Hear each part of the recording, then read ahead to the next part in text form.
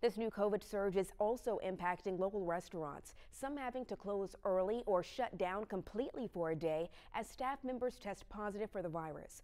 THV 11's Mercedes McKay shows us how business owners are navigating this new threat. It's something restaurants have been dealing with since COVID began. Not enough staffing, and this Omicron variant isn't helping this situation. Several restaurants across the state, like The Root, have had to close up shop for a couple of days so that employees can get tested and stay healthy. It's a lot to juggle, and it's definitely a challenge. Between supply chain issues, staffing shortages, and this new COVID surge, restaurant owner Jack Sundell says it's frustrating to still be dealing with this nearly 2 years later. One thing after another, and it's been such a struggle, and everybody feels it. The public feels it, the whiplash of, one thing is fine, and then the next week it's not. Sundell already planned to close down his 2 restaurants, The Root and Mockingbird Bar and Tacos, for a holiday break after the new year.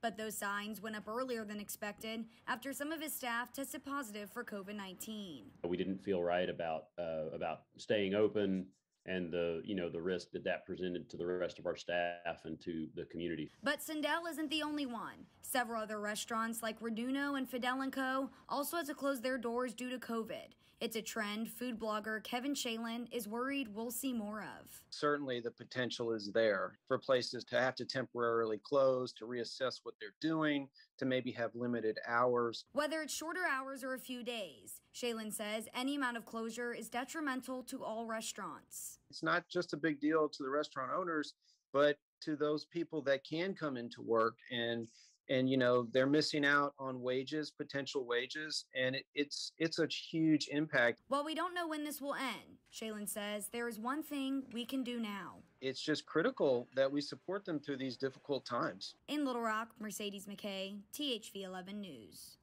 Sundell says he'll be reopening his restaurants, The Root and Mockingbird, this coming Thursday.